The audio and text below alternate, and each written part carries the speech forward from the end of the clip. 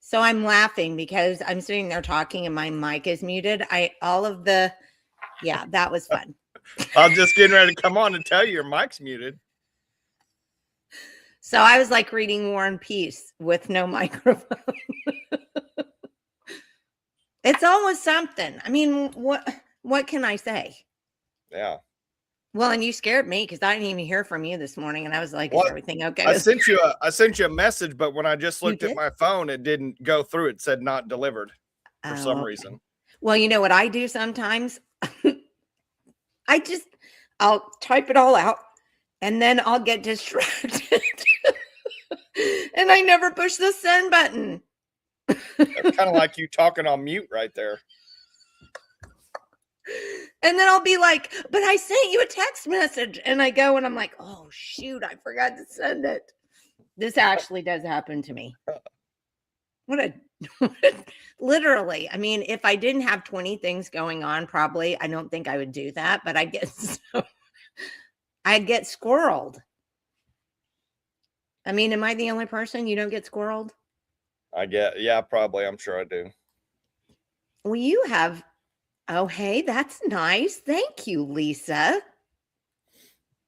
I was just telling Kendra before we came on, sometimes I feel like I sound like like Elf. Oh, that's great.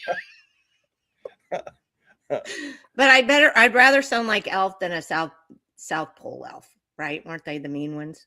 South Pole elf. So anyway, anything exciting with you today? No, I mean, on Monday evening, a pipe broke at my daughter's dorm. So first thing all day yesterday, we're down there trying to clean up like she's on the first floor and something broke on the third floor. Oh, So it no. just came So the all water down. came down. Yeah, it came all down into her room. So we literally Oh, spent all day yesterday no. trying to get everything Oh, out of there. Michael, that sucks. Bless her heart. Yeah. So Ah, well, did you get it all cleaned up? yeah, then they got to come in and now they got to tear out all the flooring, all the sheetrock, and redo everything. So Well, she are won't they even. just moving her to a different room or something? Well, they're all the rooms are. They'll either put her in a hotel or she can just stay with us, for the next couple weeks. Yeah.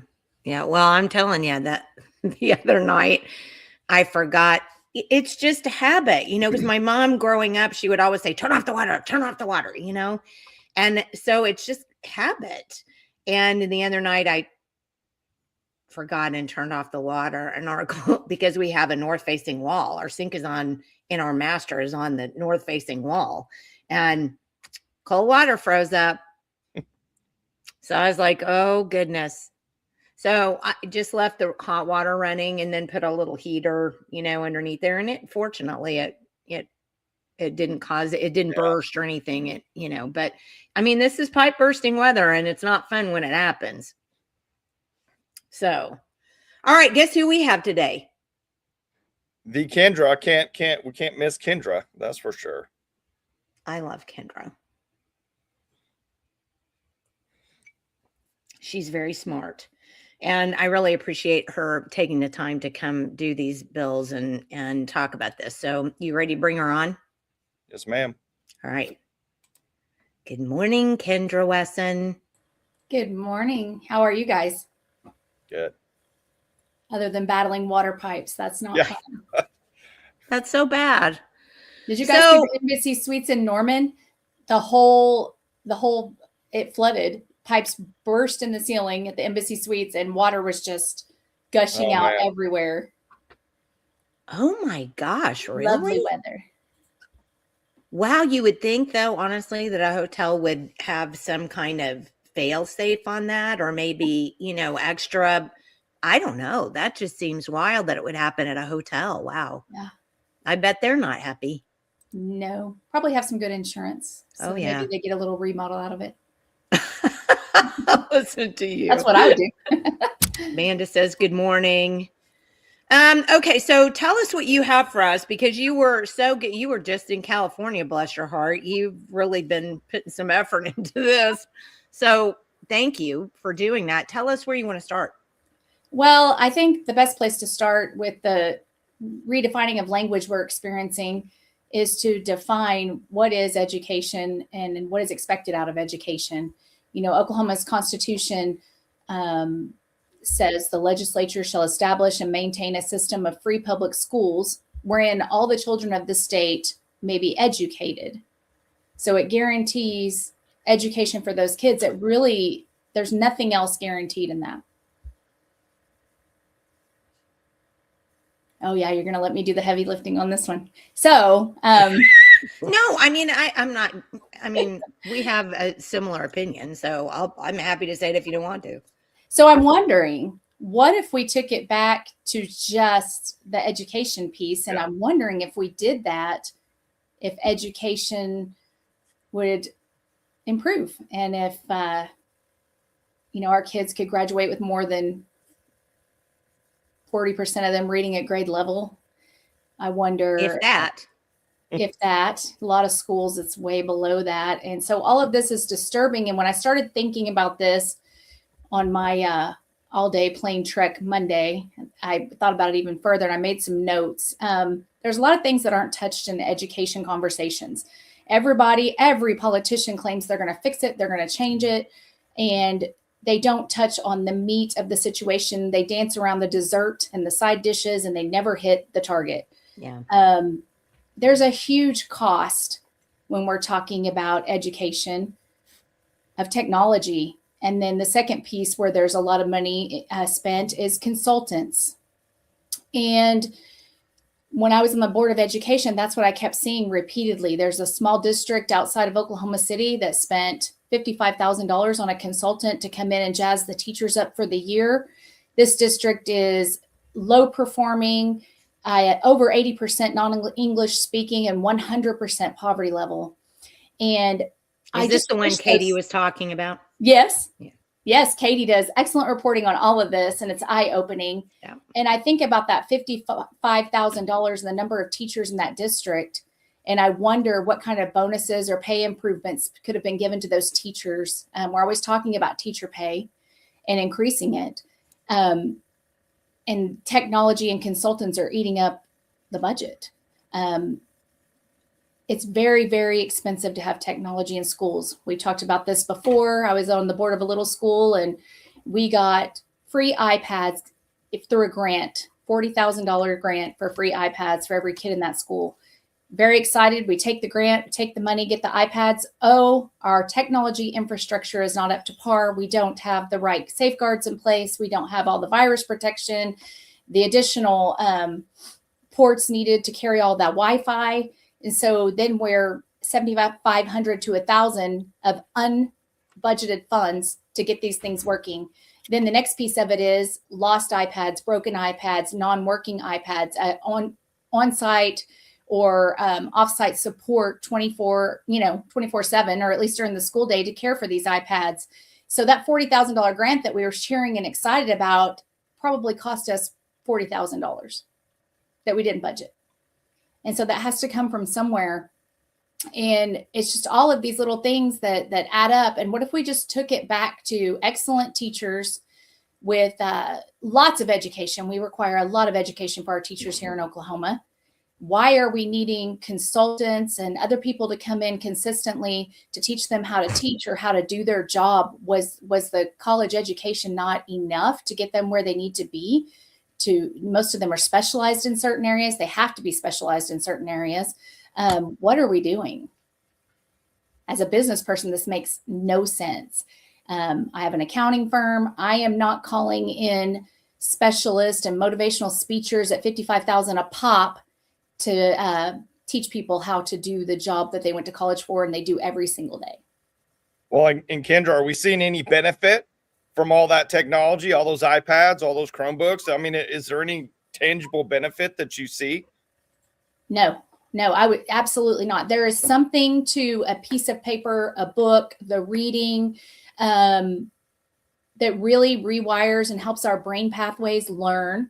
And when you short circuit it with technology all day long, I think that we're actually creating more ADHD cases. We're creating more instability in students' minds of being able to sit and read and focus.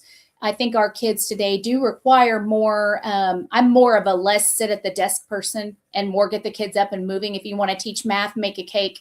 If you want to teach reading, get out, act out scenes, read the scenes in the play. That's the kind of teaching that I believe I learn by doing. And I know a lot of people learn by doing. And I think that's a great way to do education, is to apply it in real time consistently. I remember sitting in 8th grade pre-algebra and being like, when am I ever going to use this? I do not like this class. I don't want to be here. This makes no sense. And if a teacher could have said, hey, this is where you're going to use that. What if you go to buy a house and you want to break down a formula and look at your payments? What if you want to do all these different grown-up things? I think I would have been a little more interested in pre-algebra. And so that's the method I believe in. But no, I don't think we're seeing an increase. And there's some other countries who have moved away from it completely using technology. Of course, the ones we're always, talking about that seem to do education really well. Well, I just saw something. I sent it to you on Instagram. I don't know if you saw it. Did you see it? Uh-huh.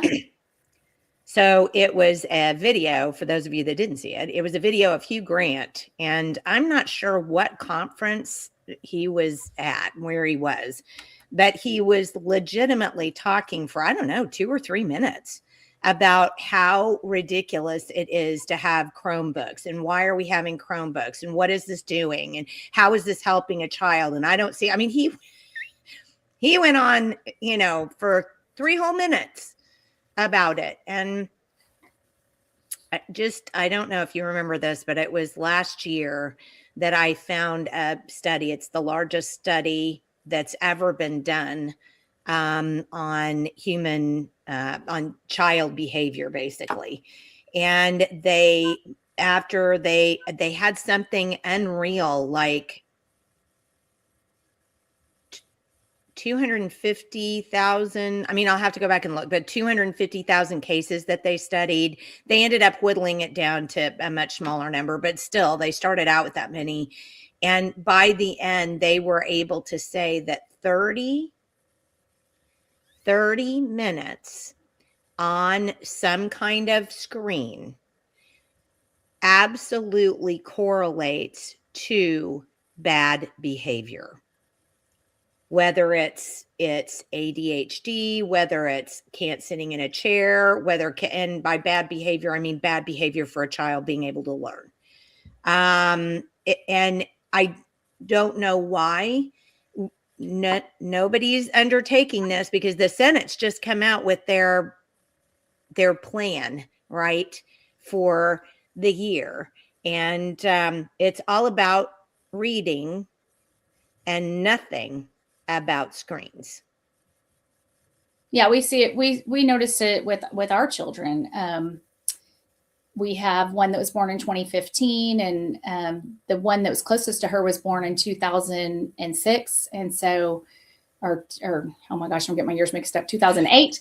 So the digital, we started to notice that when we would let her be on the phone or the iPad, that she would become inconsolable and completely lose all skills and reasoning. You couldn't talk to her, you couldn't reason with her, and we started taking it away, and we stopped letting her use it. And then we would try to give it back again, and it was the same result every single time consistently. It short circuited her in a way that she couldn't gain control. And it's definitely something I've seen firsthand, and that, we need to think about, and our young parents need to know. It's an easy temporary thing, but man, is it detrimental to them.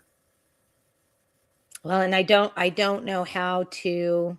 More and more people are saying this about screens. I mean, you can get on any kind of social media and see somebody talking about it, and why our legislature, they wanted to ban cell phones. And of course, they're doubling down on that this year, but nothing about screens. It's almost like that if you watch the one hand, you can't see what the other one's doing, right? So they're over here talking about no cell phones, but nobody's talking about screens. And, I was chair of the state textbook committee, and everything is moving digital. You almost can't, there wasn't a way for us to get a paper textbook without having the digital component to go along with it. And then when you would go into the digital component and say, there's a YouTube video that you click into as part of the curriculum as a student, well, guess what wasn't monitored on that YouTube video? The comments, and there's pornography embedded all in those comments. It's just such a big beast. There's no way to police it properly. I feel like it's out of control. It's the wild, wild west in the world of internet. When our kids were given their first Chromebook here at Norman Public Schools, they were given an email address. And so, being the vigilant mom, I called them and said, yes, I'll have the email password for this email address you've given my child without my permission. The response was, no, you won't. If you want the password, you can get it from your child. And I was like, then my child will not have an email, and they will not have a Chromebook. You're giving them an email address that can be used to set up social media, that can be used for people to communicate with my child outside of my purview or supervision. It's insane to me. And guess what? I bet, most kids in public schools across Oklahoma currently have that situation. They have an email address unprotected by their guardian and parent that they're able to do whatever they wish with. It was just unbelievable to me. And it was unbelievable to me that they were telling me no other parents are complaining, Kendra, you're the only one. Clip. Well, that's okay with me. Well, and good for you for standing up for that. But I do have to say that another thing that frustrates me is parents don't seem to want to advocate for their children in this. And if screens were as great a deal for education as we've been told that they are over and over and over again, explain why our scores continue to plummet. And if the outside consultants that Tulsa Public Schools spent millions and millions on are working, then why have their test scores not shown it? There's a lot happening there, and those hard conversations are needed, and they need to have. The one thing I would tell parents today is you have to understand that education your kids are getting today, the school system, the way it's set up, is not anything like what we went through as kids. It's completely different. And I think it's sometimes hard to understand things if you haven't experienced them. And so I would encourage parents to take a look at the way things are going in schools. It's just not the same. There's a huge trust of schools, and that's great. I'm not encouraging mistrust. I'm just encouraging evaluation and inspection of what's going on. Clip. I don't think, it's another reason why I just love you. What you say makes sense. And I don't know why people can't hear what you're saying. You're extremely reasoned. You're extremely logical. Have we literally lost the ability to be reasoned and logical? Because I would think that parents for sure, but then also legislators and our governor would say, golly, I listen to her and that just makes sense. It just seems like,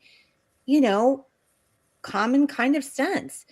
But no, what do they do to you? They kick you off the board. They get rid of you. It's to me, it's part and parcel for where we are today. The reasoned, commonsensical approach, we need to get rid of that for whatever reason. I don't.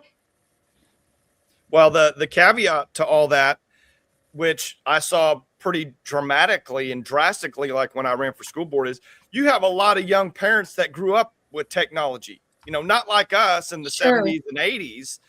They grew up, Fair point. in the early 2000s. They like technology. They want their kids to learn technology as soon as possible. And that's part of the problem. It's like I had a long conversation with a dad who was wanting his kids in elementary school to learn to code. And I'm like, there's a time and a place for that. They don't need to be, on an iPad or on a computer, sitting there typing in all day long. They need to be creative and interactive and actually using their brain, developing it, and he just couldn't get by it. He's like, hey, I'm a technology guy. I want my kids to know this as soon as possible. He thought he was getting ahead, Kendra. He really thought he was setting his kids up for success.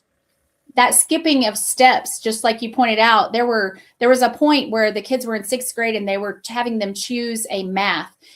You had to, and I remember my daughter being in 6th grade and I'm like, I don't know what she wants to be when she grows up. I doubt she knows, but they wanted you to choose an engineering path, this path. And when I was at the Department of Education, it turned out that engineering path skipped a major math building block, which was spatial reasoning, because they skipped over that and went straight into an advanced math. And the spatial reasoning was sort of the foundation for a lot of the other, or it is for a lot of the other maths that come after it. And so it was a major dysfunction in the system because they would go on into this engineering track and miss spatial reasoning and struggle because it was an important component. And no one thought of that in an effort to get everyone advanced and moving faster. And there's a real simple case too about skipping building blocks is when your child, when they crawl, they really need to crawl this, not sit on their bottom and scoot and not army crawl. But there's a developmental milestone in crawling like this that connects the right and left brain. And so in our hurry to be advanced and to be the greatest, we're skipping building blocks that are important for later learning. And maybe sometimes in reading, when we skip over and move a child forward before they're ready and they don't have that good reading skill, it's just harder from then on out. I was in gifted and talented, straight A student, and algebra threw me completely into bad grades because I'd missed a few building blocks in pre-algebra. Remember, I said I didn't like it and I became very social and I gave my teacher a very hard time and I stopped learning. And I struggled with algebra from then on. And in college, when I took calculus, the teacher would laugh at me because he was like, your calculus is perfect, but you miss the questions when you go to break down the algebra. He's like, how are you able to get the calculus perfect, but you can't do simple algebra? And I was like, yes, I know. I missed a building block there.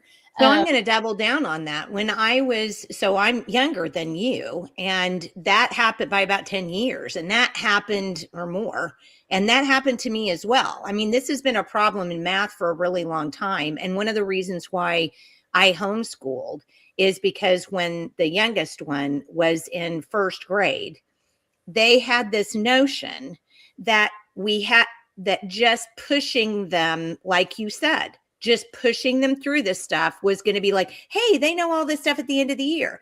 Well, what they did was they gave them 2 weeks of subtraction, 2 weeks of division, 2 weeks of multiplication, 2 weeks of addition. They never had the chance to nail down getting it. There's a term that I'm missing today. Not fluency, that's reading, but they never got a chance to become really, really great at at addition before they went to subtraction, because it was all about, oh, look, we're so far ahead, and the school communicating that. And when the school communicated that, that's all they were doing, because the kids were way back here. My kid had no idea. I had to start over with him from ground zero because he had no idea what he'd done. They'd gone through it that fast, and by the time he was done with second grade or first grade, still didn't even know how to add 5 and 5. Let me go back. Thank you. Lisa said mastery, and that's what I was looking for. Yes. Yes. Thank you. I'm having trouble getting my mouse to work, but I do want to go back and hit some of these comments because some of these were really good. Yeah. Lisa says the library wouldn't tell me the title of the book my 10-year-old checked out that had a late fine, which I was 100% financially responsible for. They just want our kids. Ed says, how about the data that's being gathered from the school, giving them the email and the electronic devices on minors? Thank you, Ed. Another reason I love you. Nana says, I'll encourage mistrust. Question everything during your child's school day. And unfortunately, I agree with you. I think that's where we are. The reason is always control, money, and power, Jenni, always. And Sandy, who is our favorite principal, teacher, professor ever, says ICAPS, horrible idea. I've got to get you back on the show, Sandy, to talk about ICAPS. Let's do that. I'll text you after the show. Because I think we've talked about this for years. And if we don't start putting the brakes on that too, we're in trouble. Hold on, a couple more. Lack of knowledge of childhood development is apparent when we hear that elementary kids need to choose a math. Right. I'm sorry, that one kind of cracked me up because it feels so final and so heavy. And I just kept thinking, well, if she chooses engineering and then she wants to be a doctor, what do we do? Go back to 6th grade? Like, what in the world? Yeah. And then brachiating is apparently what the term is called. Kendra is talking about the age appropriation information that Donita Brown. That's right. Oh gosh, Kendra, I don't think you ever saw this video, but it's still out on our YouTube channel. So when Julia and Lynn and I were fighting the Common Core, Julia had a teacher friend, Donita Brown. Unfortunately, she passed away. But she was fighting the Common Core with us, and she came and gave a speech when we had a big rally, kind of an educational thing about Common Core at Fairview in Baptist Church in Edmond. And she came and talked about it. And it was talking really specifically, almost exactly about what you were talking about. So people need to understand that you know what you're talking about. And then Sandy says, look at the pre-K Oklahoma academic standards for math. They're ridiculous. Gosh, we have so many good comments. Oh, goodness. Based on history that started with Reagan and Nation at Risk, it's true. Showed decline in competency starting in the 60s. I'm convinced that government cannot educate kids. Parental involvement. 100%. How many? Let's all do thumbs up there. Yeah. And the big question is why and what can be done, right? So there's a great podcast. It's called Sold a Story. You guys have heard me talk about it. Mm-hmm. And it really weaves the story about what happened with education and how it became so political. There were successful reading interventions that were put in during the Bush administration and undone because they were too successful. The Democrats absolutely went after it. They moved to 3-cubing to move it away from the phonics-based successful intervention that was working, because they didn't want the Republicans to have the award for that, right? They didn't want it to be successful, and that was detrimental to us. The politics of it, the buzzwords, there's a new buzzword in education every week. Yes. It was neat to be on, to chair the textbook committee because every time they came in to give us presentations for the textbooks that year, I could tell what the marketing and the buzzwords were in education by those presentations. So the first year, the big buzzwords in marketing was nonprofit. And the teachers would just, because my board was mainly teachers, it was all teachers. The teachers would just eat that up. Oh, well, they're a nonprofit. And I would say, but what nonprofit and what do they, because nonprofit has become the new way to skim and funnel money, as we all know. There's no doubt about that. Mm-hmm. There are good nonprofits, but when you have a nonprofit where anyways, I'm not going to start that fight today. So the next summer, the buzzword was languages. This book can be translated into, some of them were 72, 85 languages, which is a huge red flag to me. We're America, we speak English. And so translating, it was a red flag that we were having an influx of non-English speakers whenever your marketing is geared towards other languages. And then gosh, I didn't think we had that problem in public schools. Yeah, that's what got me in trouble, was talking about it. Yeah. Wow, that's odd. Oklahoma City Public Schools has over 70 languages. Tulsa Public Schools, the same thing. If you ask those superintendents how many non-English speaking students they have, they just say, I'll get back with you with that answer. And they don't answer it. And so we need an English intervention to get these kids speaking English. If you're in a classroom and you're a teacher and you have one, horrific. If you have two non-English speaking students, where is all your classroom time going to go? And so your high performing students are being kind of left in the cold right now. The teachers are having to deal with discipline issues, language issues, all the oversight that they're enduring. And it's got to be a really tough time. It has to be a really tough time to be a teacher in our education system here. I want to point out, my mom had, I guess, 3 degrees and taught English. And she was taught in Oklahoma City Public Schools about 35 years before she retired. And she taught the gifted and talented programs all the time that I was in school, like in the 70s, and 80s, my mom was teaching gifted and talented. Well, when I started getting old enough, that instead of fighting, we were actually talking. And she would talk about the fact that there was an effort to get gifted and talented programs. And I'm just going to be real honest when I say this. I believe that it is the Marxist arm of whatever, I'm going to even say just the uniparty, that wants to sabotage education because uninformed, uneducated people are very easily led. And if you look at what we do in education, if people would take 4.5 minutes just to look at it, it makes no sense. And not only does it not make any sense, it's not making anything better. Nothing is getting better. Yet we double down on it and never stop 5 minutes to think about what we're actually doing, because really all we need is more money. That'll fix it. That's really tough for me coming from a charter school background. I served on the board of a charter school and we did so much with so little. Yes. Testing scores were high. B rated, went to an A rating while I was on the board with probably, I forget the percentage now, but not nearly, 70% we'll say of what a public school had. And we were able to do all of this.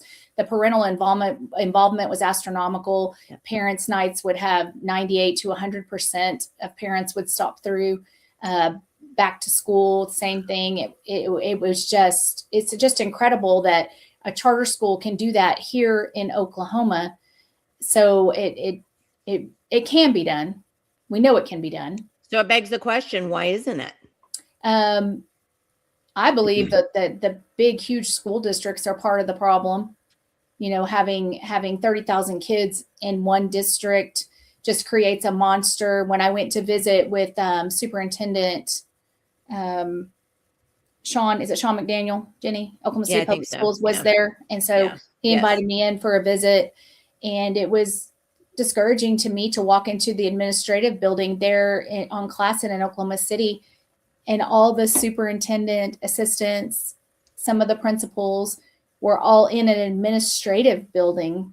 And I just thought that was so sad, because shouldn't they be with the kids and checking on the kids and not separated off in an office building and in a different capacity? And I don't know, couldn't quite put it. There were a lot of things about it that bothered me. I couldn't just detail one. And it just saddened me. And, I talked to him about teachers and all the things we expect of them. And I talked to him about my childhood growing up, and how I went to school, if people had asked me about my home life and reiterated that, most of my childhood was rough. And if I had to talk about that at school every day, how horrific that would be for me, that I wanted to go to school and be a different person, be able to be free from being in charge of my household at school. I could be the kid, the student, and have someone watching out for me instead of me being the watchdog. It was really important in my growth and development to have those moments where I was free from that stress. I would not have wanted to rehash that stress with counselors and teachers and be asked all of these personal questions at school and have everyone, knowing that. I remember we used to have lunch cards if you were on free and reduced lunch. Yes. It was very obvious. Right there in Luther, 8th grade, the boss was hot. Everybody had the boss haircut and the jersey, and I'm in the lunch line and I'm standing there, and I always tried to kind of hide my card. And so they're like, give me your card. And I'm trying to slip it under where no one sees my free lunch card. And then the cafeteria lady is like, oh yeah, your free lunch card. And I was just like mortified. 8th grade, everyone knew I was on free lunches, right? Like it was a whole different world then, but I just wouldn't have wanted. I don't know that we're helping children by rehashing these personal things at school. I think a teacher's best gift that they have to give a child is to educate them well, show them that there's a world outside of that town, or maybe they're in poverty in an inner city. There's a whole other world outside of that. And you get to that other world by reading books, by reading big books, exciting books, and you can escape. And that's what I did in my childhood. Was I read and I read and I read. Every summer, our mother would leave for work at 5 a.m. and get home after 7. Luther's a long way from downtown Oklahoma City. Yeah. And I would read massive books all day, every day, and escape and learn about the world outside of mine. And that's the best gift a teacher can give a child, is the knowledge and education. I didn't know I could go to college when I was a young mom with kids. I thought college was off the table for me. It turns out it would have been easier for me to go to college at that point. Everything would have been paid for. Daycare would have been covered. I didn't know any of that. So I went to college in my 30s when I finally figured that out. Those types of things, pathways to out of poverty into the future.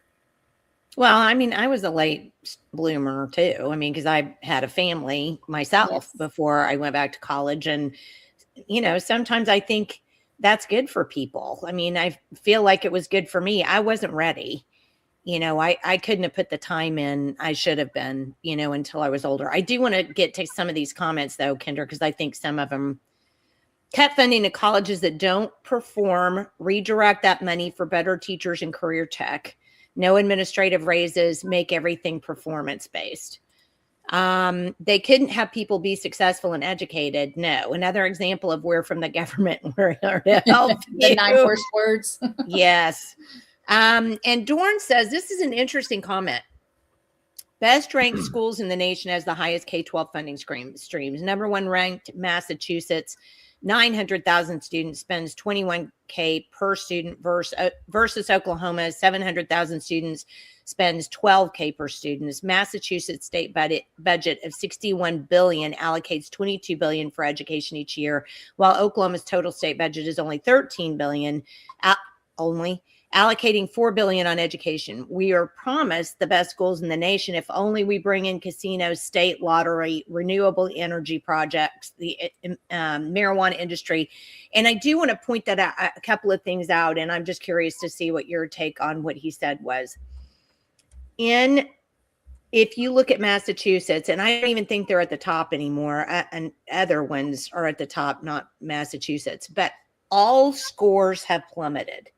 So I think it's really important when you look at even the better schools or the ones higher up on the national tests, for example, I think you need to note two things. Test scores have been redistributed over the years to make it look like they're doing better when they're not. And you can see that. I've got several articles that I've written on the ACT realignments. And that's exactly what happens. They just realign the test and make it look like, the scores are actually better, showing that the kids are doing better than they actually are. So that's number one.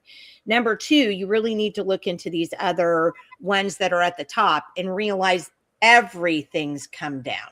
So we may be at the bottom of a list in terms of money or, whatever, but look at the ones at the top of the list. They're not even doing great either. So I think it's important to put those things in context. Thought, Kendra?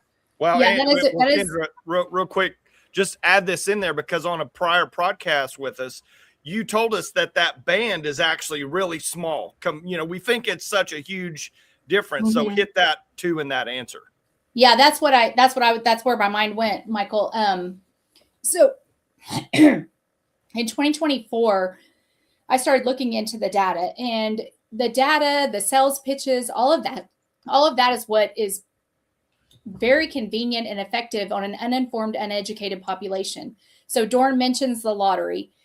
The lottery was promised to help with education, but the fine print said higher education. So where did most of that money go? Higher education. But we all were thinking education. Okay, well, let's have a lottery, have a little gambling, have a little education. We didn't. We got bamboozled, and we continue to be bamboozled when we're not involved in the issues and we're not paying attention. Yeah. So the 2024 Forbes top 10 schools, Vermont was number 10 on their list, and I didn't dig into the criteria too deep. I was digging more into, well, how far are we from top 10? And when I looked at every grade level and each area, so 8th grade science, 8th grade math, 8th grade reading, the bandwidth between last and 10 was less than 10 points every single time. Sometimes it was 2 points, 4 points, percentage points. The bandwidth is extremely, extremely narrow. And these talking points and data influxes are used to ask for more money. And there are some districts in Oklahoma that are at $17,000 a kid in state funding. They're very small districts with a very small number of children. I'm still in contact with a lot of board members across the state and help them look at their estimate of needs and budgets. And I was shocked when I saw this one. It's 2 weeks ago, very tiny school district that's barely hanging on. And they've got funding enough to do, $17,000 a kid. And I was like, you guys are spending $17,000 a kid. Why are you struggling? The superintendent has taken a pay cut. They're struggling. It doesn't make sense. And I'm still digging into that. But if they can take the data and they can include things such as Oklahoma's cost of living actually counts against us on one of those rankings, because we have a low cost of living. There's an assumption within that ranking that we have an issue because our cost of living is low. Poverty rates, graduation rates, single parent households. How do all of those things tell you the level of education that a child is at? They don't. So the manipulation of data is one of the biggest things right now that we're all being trapped with, along with politicians that make empty promises to get elected. And then we, the people, forget to hold them accountable after the election and ensure that they've hit the things they were supposed to. We kind of wash our hands and we go back to our life. Yay, we got you elected. And we don't come back and make sure our parents were the parents, maybe some of our grandparents, for those of you who are younger, that would walk back in the grocery store over 5 cents price increase on an item and embarrass you to death because they had been overcharged, and they would march back in that store and get their 5 cents. The culture has changed of holding people accountable in the name of political correctness. It's not politically correct to hold people accountable. And guess what? You can hold people accountable without blowing your top or being hateful or rude. And it should be what we do, but it's become non-acceptable, right? It's not acceptable to hold someone accountable because you're being mean or bullying, or you're judging them in some way by whatever new mark they've set to judge people by. And that culture shift of not holding people accountable has hurt our youth the most, because they're paying the price for weak, spineless people who won't stand up for their rights and the rights of their families. That's what. Come on, Michael. Round of applause. 100%. Round of applause. But honestly, you are they're going to argue. I mean, the establishment will argue, and they'll argue and argue and argue that. But I think they know deep down that we're right about this, that they know. They're just unwilling to stand. They're unwilling to draw the line in the sand. They're unwilling to do any of this. They're just unwilling. Because being elected is the most important thing to them at this moment. That election, that vote, that superintendent that decides whether you're a senator or a representative, because a lot of superintendents across the state have the power to make that decision with an endorsement or lack of. Yeah.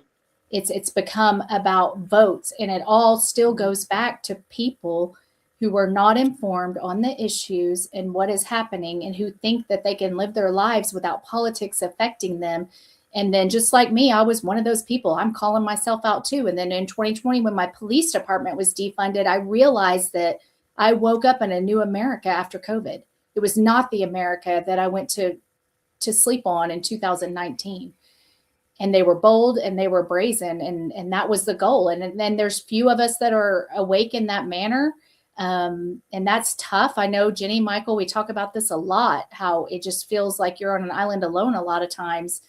And we are, and it's We're speaking a different language, and nobody can hear you. It's I like this. Until you get politics out of education, I'm afraid it's a slim chance of being fixed. Parents are going to have to step up and push back and or pull them to homeschool. I don't see it, because it's just what you explained a second ago, Kendra. Sadly, you and your whole story personifies exactly what Nana just said. Yeah.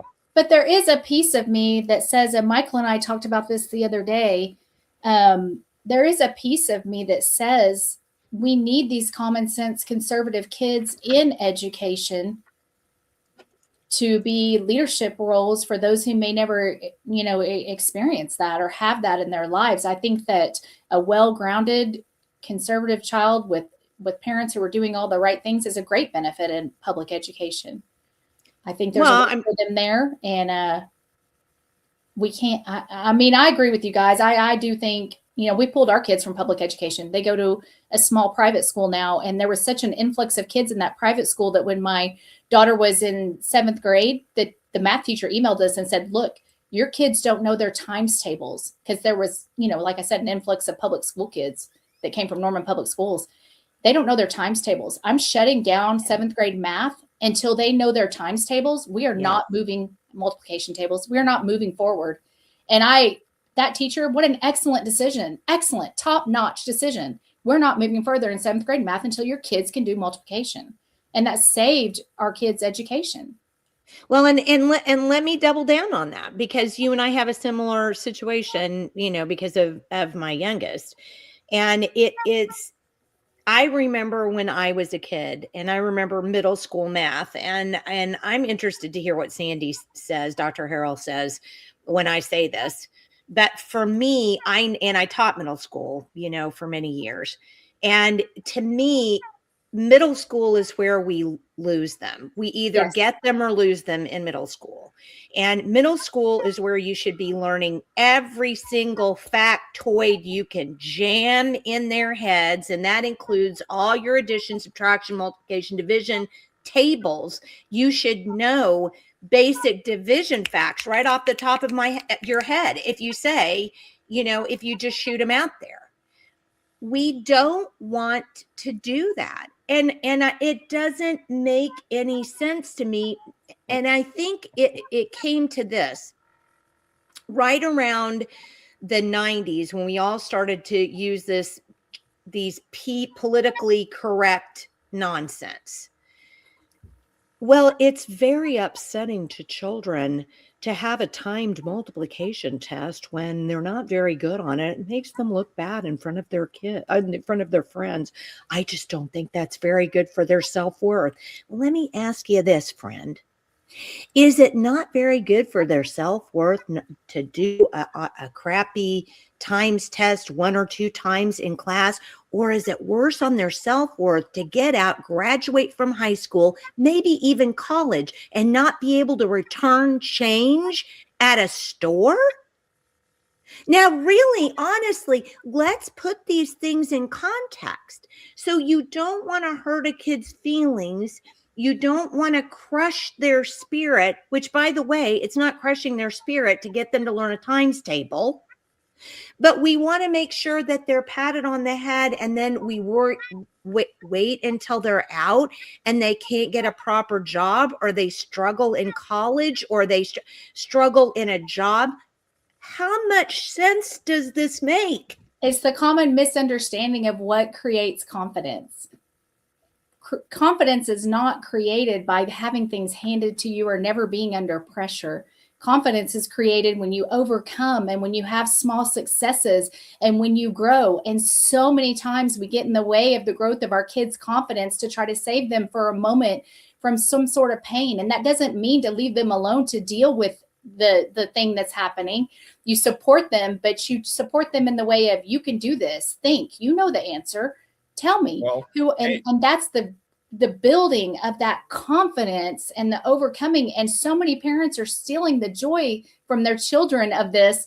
And it's terrifying, because that is where growth comes, when you're uncomfortable and learning in a managed environment to handle the stress of a times table, right? You're managed, you're there, you know nothing bad's going to happen to you. All of those things we're accidentally getting in the way of our kids' growth in the name of everybody gets a trophy and, oh gosh, I don't want you to feel bad.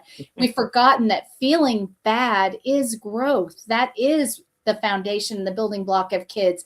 Now you have generations where suicide rates are off the charts. Yeah, when everything's handed to you and you never get to see how great you are in overcoming, what a sad life. Clip. That, again. You know, I have 8 children. I've been through this once or twice. Well, but that's I think that's part of the problem, Kendra, is everything is looked into that feel good side where you need, like you said, uncomfortable. You need failure. You need to learn how to fail. Failure can be a huge motivating factor, can be life changing. You know, just like I bet you that mortifying event of you putting your punch card out there motivated you to bust your butt in school to be better. So you never had to do that. So your kids would never have to do that. That's right. That's exactly right, Michael. And, you know, I remember reading about George Washington.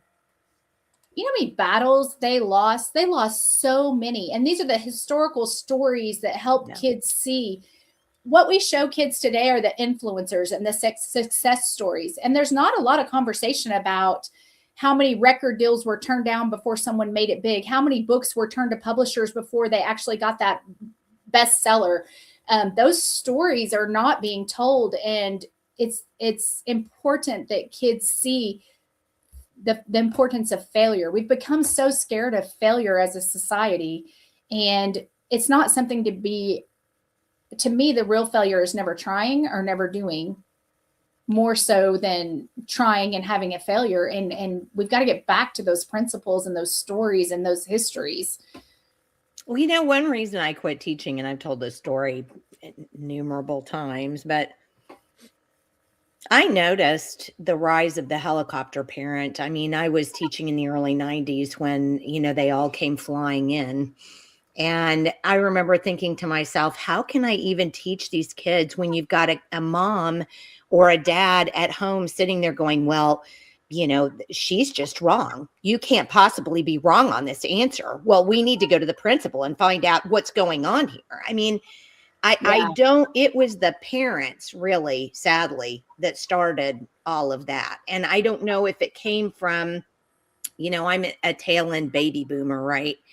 And I don't know if it came from our generation of too big to fail. They come out of the war. They only wanted the best for us. They didn't want to ever see that happen again, which is understandable, completely understandable. But then we just went the other direction. Instead of having to struggle for anything, we'll just give it to you all because, I didn't get it. And we had to really struggle and I didn't like that. And it's that there's a thing that my husband says, and you see it all the time about how good men. What is it, Michael? You've said it on the show before too. Strong men make good times make weak men make bad times make strong men. That's right. And it's kind of that cycle. Round of applause for you. Exactly. That may not be exact, but that's the gist of it. No, it is. You did 100%. You did awesome. And that's where we are. We're just not to the bottom yet of seeing, hey, we've got to shake these kids and go, you can do better. Come on. I know you can do better. Let's sit here until you get it. I'll sit here with you until you figure it out. Let's take a break and then let's come back. But we don't have any, we're in that instant gratification society now too. So to really sit and struggle on anything for any length of time is a bridge too far. I'm bored. I got to do something else. Well, I can't do this, and we don't. And again, that goes back to the rise of the iPad and the technology in school. So it's the same really dog catching its tail thing. We're never going to get any better until we make them sit down with pencil, paper in hand and go 6 times 5, 7 times 5, 8 times 5, 9 times. You know what I mean? Well, I'm seeing a huge shift in the 20-ish crowd, maybe 15 to 30 crowd. Yes. I'm seeing a shift in them, and I'm seeing a shift in discipline. They're over we don't tell our kids no thing. They are so over it. They're over the technology. A lot of them are not on social media at this time. And that's one of the reasons I like to go to the TPUSA events like America Fest that I went to in December, is because that is the audience. And when you look around and you see, 30,000 participants in this conference who are truly ready for a return to our American culture and roots, it's so heartwarming because it does feel hopeless. But when you see them all and they're cheering and they're learning about the truth behind birth control, the truth about nutrition, they cover everything in those conferences, and you see them and they're just eating it up. They're so hungry for it. And it's so heartwarming, but we are going to see, and I think that's the nature of it. You always hear the pendulum swings back and forth. When we met with OU back in 2020, it was right before Ryan was appointed as the Secretary of Education. Some of us at Norman went and met with OU, and we were upset about some things they had on their uniforms. And one of the guys from OU was like, Kendra, you have to understand the pendulum swings from the left to the right. And it's about marketing for us, and we have to endure that. And I said, I beg your pardon, sir, but I think the pendulum is stuck right now. Our police department was just defunded. Our kids have been. And so I like what I think it was Dorn that said, or Ed Jolly said, about holding these educational institutions responsible. Exactly. How devastating would it be if you have your little Pell Grant and you're a child of poverty and you go to school and you do gender studies or multidisciplinary studies, you spend your 4 years, you work hard, you eat ramen noodles every day, and then you have a worthless degree, a completely worthless degree after all that time and effort. And you didn't have people in your family that knew that was a worthless degree because you're the first year college kid. And here you are, and you're standing here with your piece of paper, but I have my college degree. America promises me a future, a prosperous future, as long as I get this piece of paper. It's disgusting and it's sad. So, what happens to them? They're so disgruntled and upset. They did the time. They kept their end of the bargain and they've got nothing.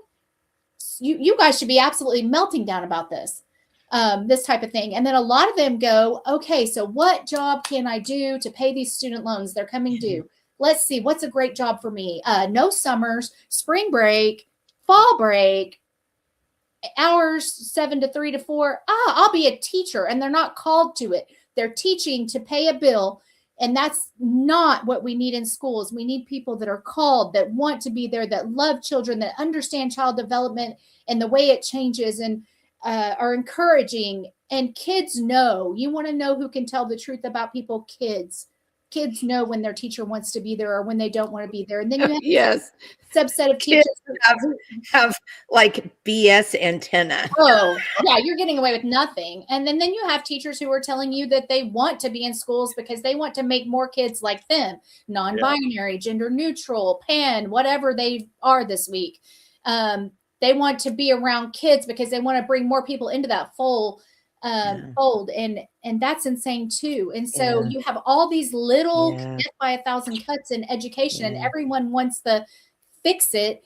And Dana said it, it's parental involvement. It's making sure that kids are getting what they need in schools. And parents' role, you guys, parents, we can't leave the role of education up to schools.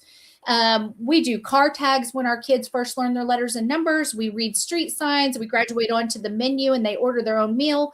Our children start doing the tip at the restaurant very young. They think that's the coolest thing ever. They add and figure out the tip. What's 20%? What did you think? What do you think we should tip? Counting back change. All of these little micro things that happen during the day are the teaching of your children. And I think sometimes we've been like, they'll just learn that at school. I'm just going to hang out with you and be fun, mom or dad.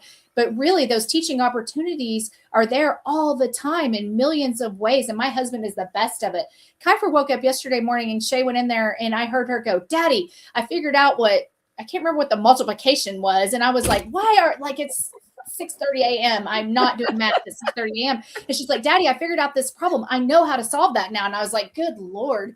But it's those things that parents are responsible for. Whether or not the education is provided or there, we still have that responsibility. And I think you're 100% correct, but let me just throw something out to you. So last time Julie and I went out to eat, we went out to eat for her birthday in December.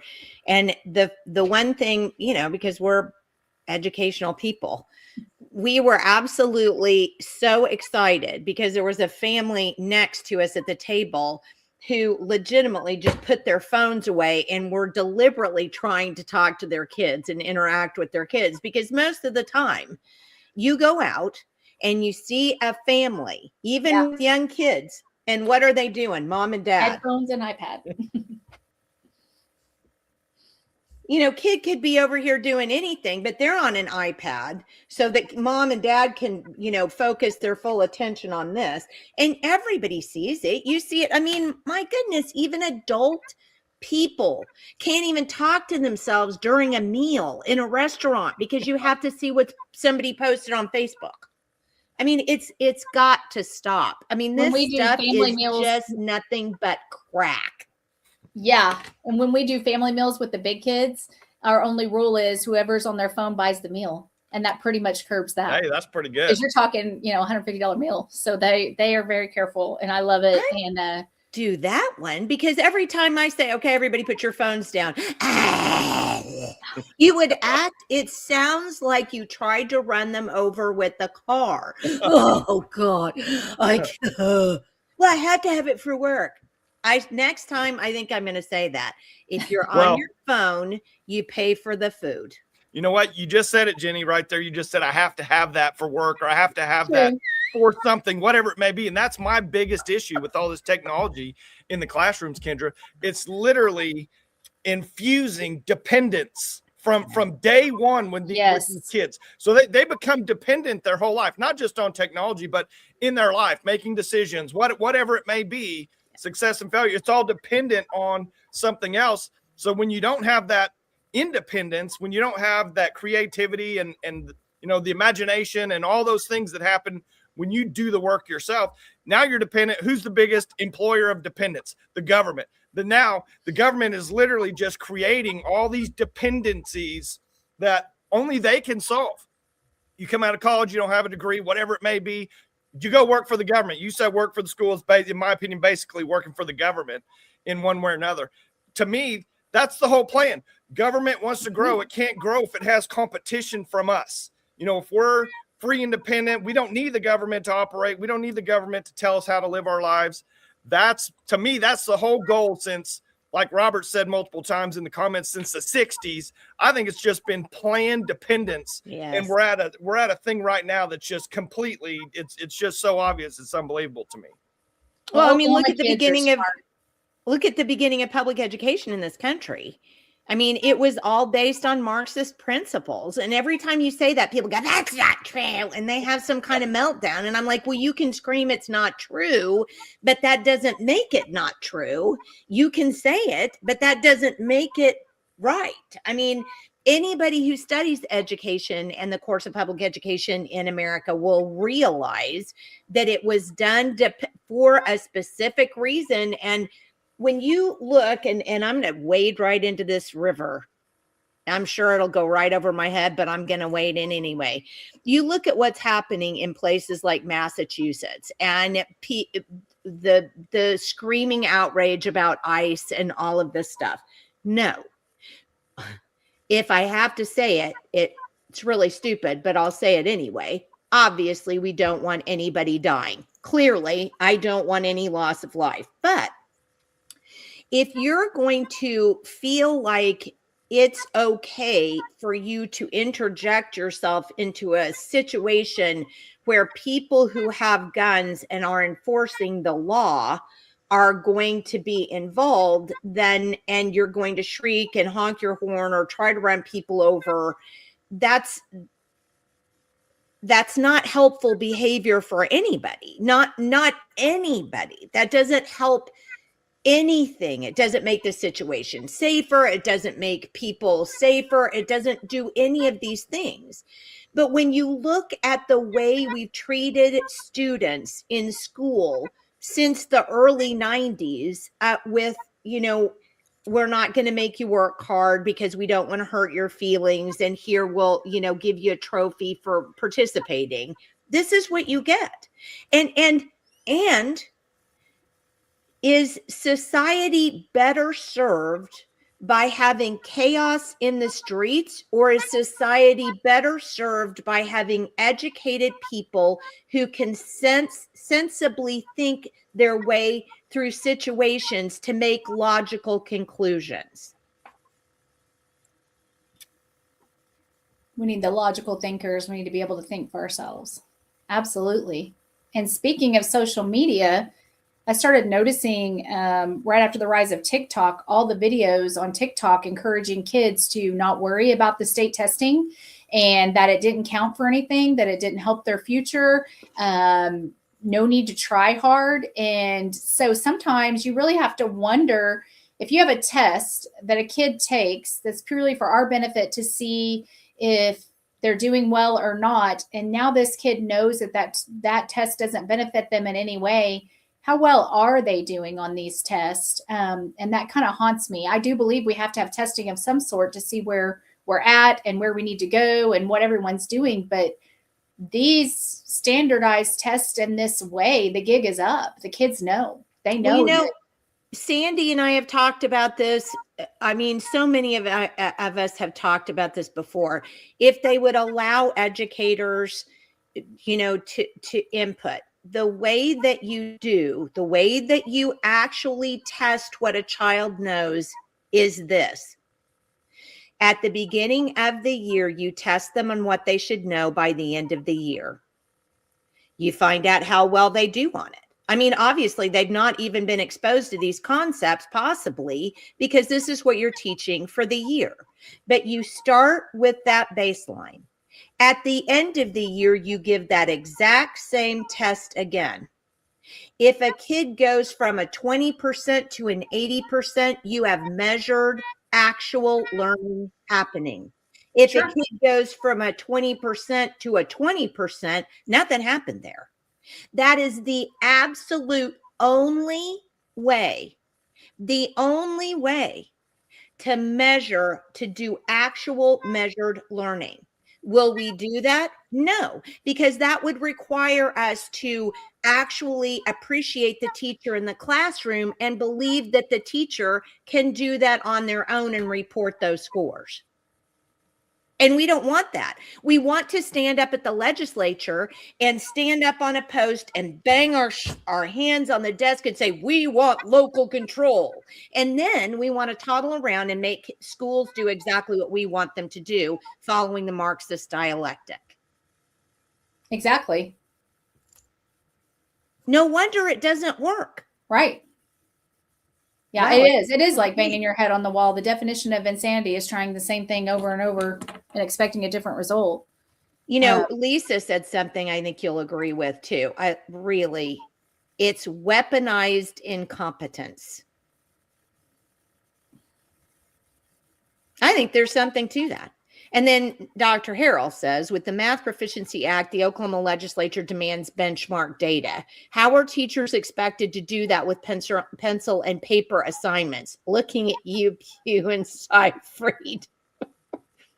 Well, I think Pew has the least clue about what's really happening in education, to be honest. Least. Absolute least. Like. And then Julia says the goal of Marxism is to control the masses, and they've been extremely successful at that takeover. And I think we have a huge audience this morning because everybody loves you, Kendra. It's just true. But we have a huge audience this morning, and I think people need to hear what we're saying. We've only been on an hour. Review what we've been talking about. Believe it or not, we know what we're talking about. It's the legislature that doesn't. It's Senator Pugh that doesn't. It's why who we elect really, really, really matters. And it doesn't stop at the election. Holding them accountable to their promises. I'm watching our gubernatorial candidates, our lieutenant governor candidates, all the candidates closely. And I'm watching their campaigns from beginning to end. What are you promising me now? And how has that shifted? Those shifts can lead you in the direction of what kind of shifts are going to happen when their backbone is required to stand up for the people and not become part of the machine. And the machine is there, ready to pull them in, love them up, move them to their side of the fence. We don't do things that way. They are there with open arms, welcoming them. And if we aren't biting at their heels to hold them accountable, they're going to be sucked into the love fest of misery and establishment. Yep. Sandy does this. So she's talking about, what I was talking about, you give the test at the beginning and the end of the year.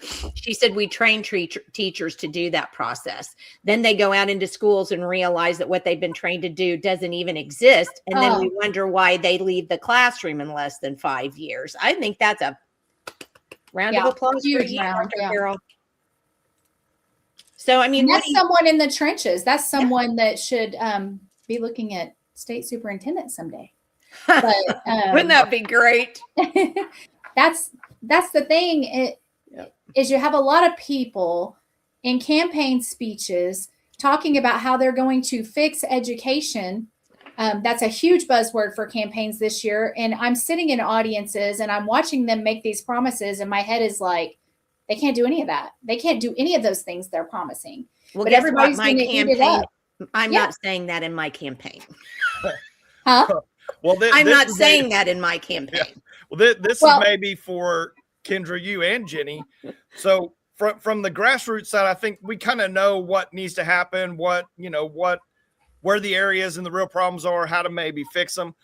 On that, going up, the scale to, the legislature, the governor, these higher people in charge in our state, who is our opposition? Like, who is in our way? Who are the lobbyists? Who are the organizations that are stopping or keeping things in the status quo how they are? Who is that? Yeah, it's the NEA, the OEA. It's you guys probably both have a copy of my worksheet on all of the different associations funded with taxpayer dollars that control education and convince everyone, that they know what's best. And they have this huge network. It's a beast of a machine.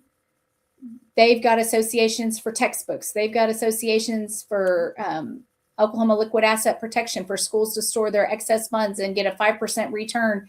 I can't find the answer on where that 5% return on that money is going. Coincidentally, right as that was being formed, the legislature allowed holdover funds to be raised. So now we're putting our holdover education funds into a interest returning account, but who's gaining the excess interest there? it's a huge beast, and I call it the education mafia. Superintendents are running the show at a lot of school districts, and it's the school board that should be in charge of that. And the conservative school board members are, I don't know, one school board in Oklahoma where the conservatives are the majority, they're the minority. They don't realize their power. Michael Grande. Yeah. If they even get on at all, Michael Grande. Yeah, I mean it's a whole other world, and those school boards have a lot of power. They are elected. The parents have the power to elect or not elect them. So the power's there. The dynamic is there. It's the education and communication of that power that's missing. So we are working on that in Oklahoma. There are a lot of people working on strengthening school boards and empowering them to do, I've got school board members where the superintendent's like, you can't have that information. And I'm like, you do realize you're their boss. And Jenny Rope has a great graphic that I send out that shows school board versus superintendent and shows the roles. I share that with a lot of them to help them get a better viewpoint, but it all goes back to Oklahoma. I knew this as a little girl, is a very good old boy state. It sickens me that in Oklahoma, if you get in some kind of legal trouble, our first thought is, who do I know and who can I call to get out of that? Yeah. That's how Oklahoma works. The judges, backdoor handshakes. You talk about Dukes of Hazzard in real life. That is Oklahoma. And I don't know if we're worse than other states. I feel like it's worse here. Who you know can get you anywhere. And that is the disruption that needs to happen. People should be held accountable to the people in the role they're in. And people are being pulled into leadership. Bills go through because of who you know, if you're liked or disliked. It is 8th grade all over Oklahoma. The popular kids get the bills passed. The unpopular kids, the ones who stand up and speak truth and stand up for we the people, get shoved to the side. And the only people that can fix that are the people. We've elected some really great grassroots people recently. I talked to someone that was really pushing for SQ 836, and he was upset because his candidate in the House was pushed out by the grassroots, and a very conservative grassroots candidate was pushed in. And he thinks that State Question 836 is going to rectify that. And he's wrong. He's wrong. Yeah, I don't know. State Question 836 is going to be the devastation in Oklahoma if that passes. And so the good old boy system is the first thing to look into. And it shouldn't be who you know that moves the needle for you. We should be equal. Well, let me ask you this, because we're already at 1:20 almost. Do you have any bills specifically that are in education? They're just kind of like, this just can't happen. Yeah. The data bill. What is it? 224.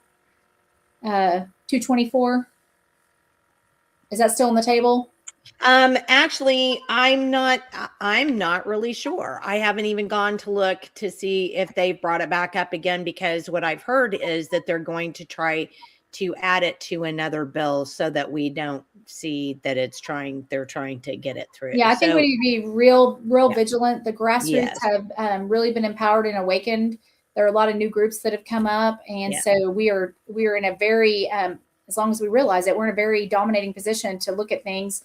I see a lot of literacy bills, and again, this push for literacy, and that seems to be the vote getting thing, but implementing it and taking care of some of these issues that we discussed earlier are a bigger piece of that. So my question to them would be, how do you plan to do that? How does this change anything? On the Board of Education, we required all of Tulsa's teachers that did reading to complete the letters training, which is science of reading, which is phonics. And I don't know that we've seen huge growth in their scores from requiring that. So we can require all of these things all we want to get our votes, but what is it doing? Well, I was just reading something the other day, and let's see, Julia will have to chime in here and help me with this. But when we started fighting Common Core in 2010-ish, our nemesis was always Ann Cootie. Ann Cootie was the head of the House General Education Committee. And she loved Common Core. And we couldn't get her to hear any bills. And we were just constantly, trying to get this woman to hear what we had to say. And she was just, a Common Core, sycophant, I guess, for lack of a better word. But Ann Cootie was a former educator, and she put a bill that became law. She wrote a bill that became law that Julie and I were just like, Ann Cootie wrote this bill. And it was to force schools to have to use phonics. I mean, it was one of the earlier phonics bills out there where we just, hold on. And it's true. I mean, it was true.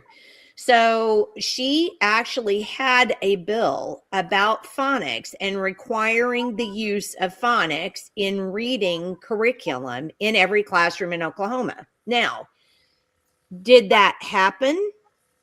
No. This is the thing that Michael and I have been talking about, and so many of the guests that are on this show. We have laws, but people just don't want to follow them. Schools don't want to follow them. The state doesn't want to follow their own laws. Everybody just kind of does whatever they want to do. And if there's no teeth in any requirement, they just go, whatever. And you talk about the Common Core battle, and you talk about not, getting rid of Common Core. As long as our textbooks in Oklahoma come from Los Angeles or California, New York, we're still getting that type of education through those textbooks. And clearly each school is free to choose the textbooks that they want to choose. So the textbooks are a big piece of this. We need textbooks. I would love to see them all come out of Oklahoma. Our culture is different than other states. We are a conservative stronghold. Those are the books that Oklahomans should be fighting for, to teach their kids to get rid of all of these. I mean, they've got, what's that little gal, the climate Greta that does all the, Thunberg. Thunberg. Yeah. They've got her quoted in a textbook as an expert. Oh, God. And one of our textbook committee. I laugh. I shouldn't even be laughing. She pushed back. She was like, how is she an expert in this textbook? And what a slap in the face. Yeah, that's the type of things that, are in those books. The textbooks are really important, and parents can get on those textbook committees at schools, by the way, those local textbook committees, and have a say. Looks like we've got some physical activity being increased. I think that's a great thing. I think for me, more than the bills, is watching what politicians in this very busy, huge election cycle are saying about education and what they're promising. So getting educated on the way that it works, what they can actually do. As you know, our state board of education has a full government control. When you're in those seats, the governor's people are absolutely pushing you one way or the other towards one decision or another. That is his arm of control. If that bill comes through where the governor can appoint the state superintendent, no. That is terrifying. That is because we're a Republican state right now, but maybe we won't always be. And we've got to stop thinking in this. We've got to start thinking in the 100-year war frame of mind.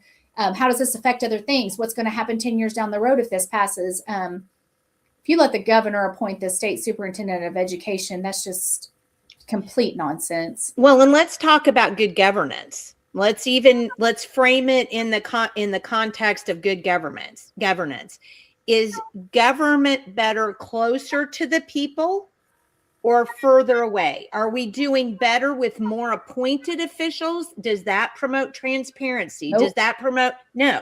What promotes transparency is we have one vote and we use it to vote for the person. And if the person is not standing up for we the people and taking our votes, to the legislature, then we say, no, you're out. How are you going to do that with an appointed person? Yeah, it was never intended to be that way. It was always intended to be the will of the people through a representative. it's really grown and gotten out of control. The bureaucracies have taken over. I'm not telling this group anything they don't already know. The bureaucrats, the career, even in the Department of Education, people working there are looking at, okay, who's going to be elected next? Where do I need to go? It affects their jobs as a whole. So they're thinking about who they need to get in the good with to keep their career after the election. And, a lot of times when these, especially like you saw the AG's office, it was interesting because when I went into the Department of Education, it was like all of Joy Hoffmeister's Department of Education people, a lot of them went to the AG's office, and then the AG's office had been John O'Connor, and they all moved over to the Department of Education with Ryan Walters. And it was watching those political shifts inside that bureaucracy. Yeah. So it's really affecting those people in their jobs too. Well, and we don't even we talk about the swamp all the time. I mean, people will say that, why did we elect President Trump in the first place? We wanted to get rid of the swamp. We saw what it had done to the elections. We saw what it had done to him as a person. We saw what it had done to our country. But people don't associate the swamp with unelected officials, which is what the swamp is. It's bureaucrats. So even if you elect one person, you have to remember that the appointments from the previous one are still sitting there, unless you get a good person elected who goes in and goes, you're out, you're out, you're out, you're out, you're out. If they can. Actually did do all of that. Yeah. And then what did they do? Haiti bar the door that the people of Oklahoma would actually want to have some control over the educational system that's pumping out children that can't read or write and stealing our tax dollars to do that. You would think that we elected this person, and the bureaucrats came in and just wrecked every damn bit of that. And they called Ryan divisive. I saw him unify the entire swamp against himself. He was very unifying. That's an excellent point. Never even thought about it like that. He sure did that. There's no question. It was weird because I was like, okay, we were fighting the Democrats. Now we're fighting Democrats and the Republicans. This is wild. Wow. It's eye-opening, but it just, it all flows back to us and our involvement and our concern for our children and grandchildren's future. So I hope that more people pull their heads out of the sand and really start to pay attention and understand that a government of the people means the people have to participate. And I think that is probably the key issue for me at this time, looking at things with my experiences. And more people involved means more battling and more fighting. And we have to understand that that's part of this process too. As more and more people awaken, they're going to have different ideals. It's not the fighting and the battling that is the issue. It's the way that we do it that is the issue. And, we used to know how to do that. We used to know how to disagree. My dad would drive to someone's front door, knock on it, hash it out. Maybe a punch was thrown. Who knows? They shook hands and they went back home as men. And we've got to get back to being able to have those conversations without going nuclear and working out these differences, because I think everybody has the same goal at the end of the day: a happy family, a safe life, educated kids, a more prosperous future than the generation before them. It's the pathway to get there that we fight about. And that's okay. That's part of it. Well, and I think we've made the term arguing. I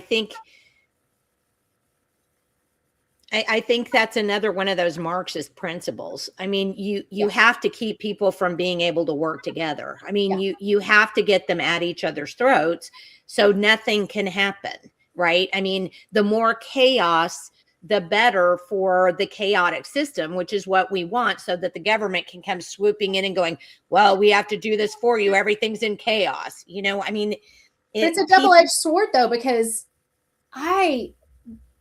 maybe think about this. If we're all in agreement, isn't that the same thing?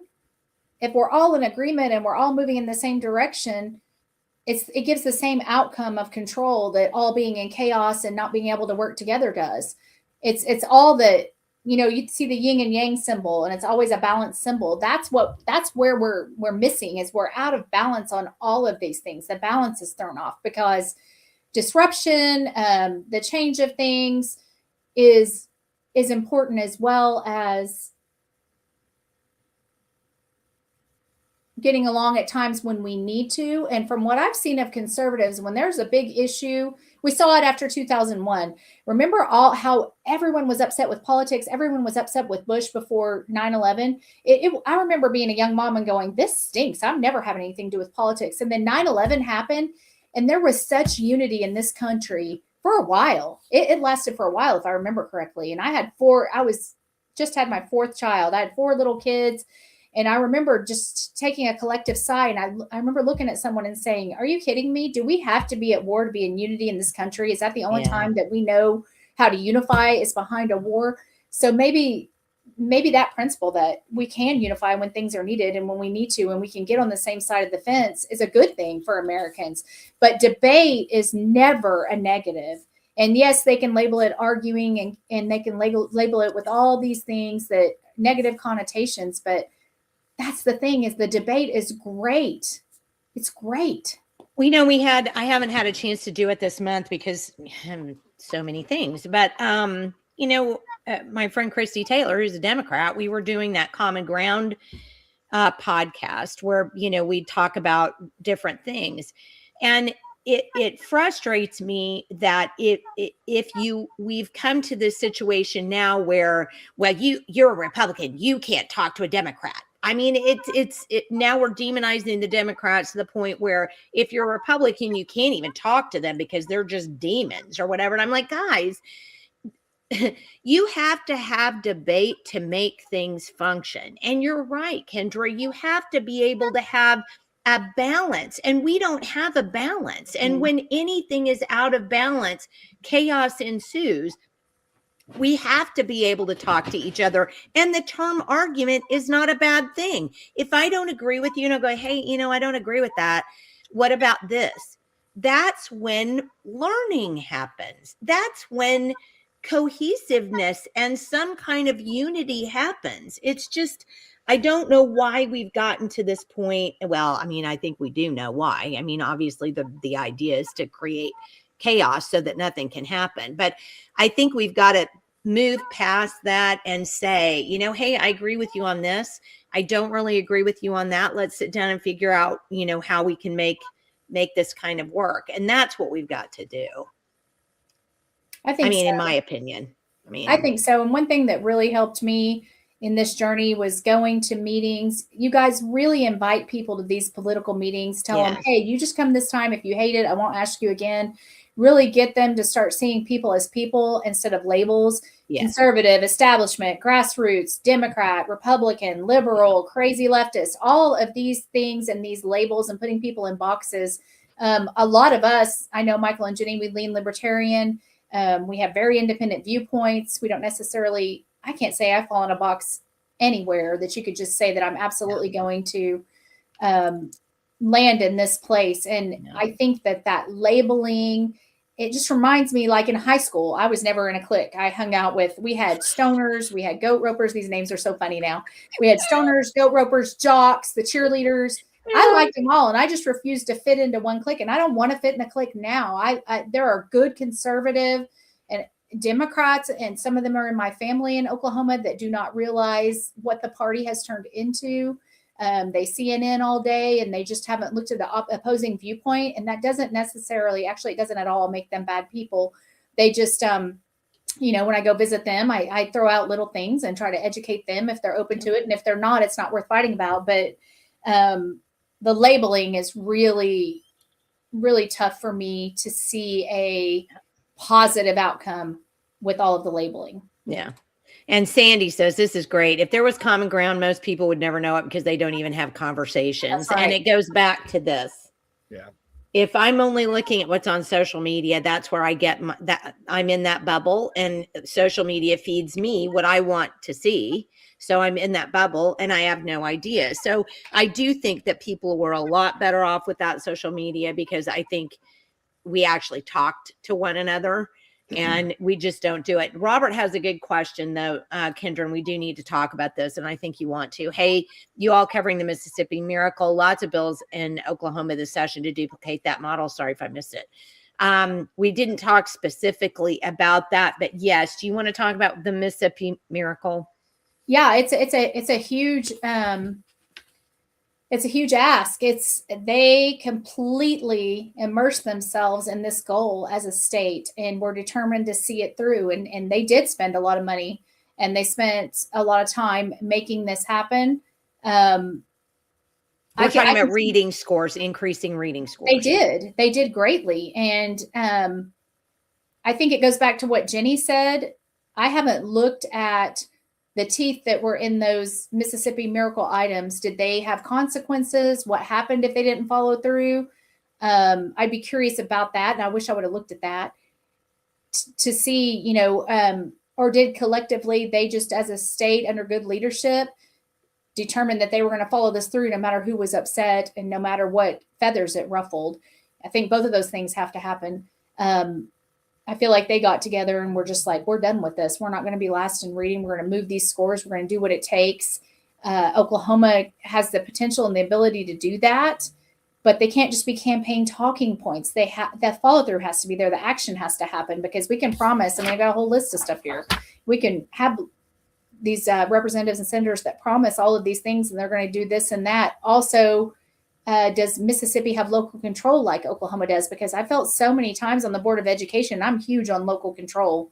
I absolutely believe every community in Oklahoma is different. I went to 7 or 8 schools during my K-12 education in Oklahoma, and they are very, very different. The culture is different. The people are different. The vibe is different.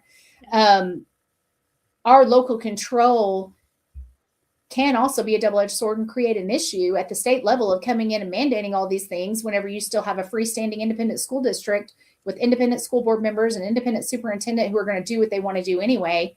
And it's so politicized now to hold schools accountable at the state level. It's not called assessment. What's it called, Jenni? My mind's going blank. That we give, where they get deficiency. Dana knows. Oh yeah, the grade card. Well, no,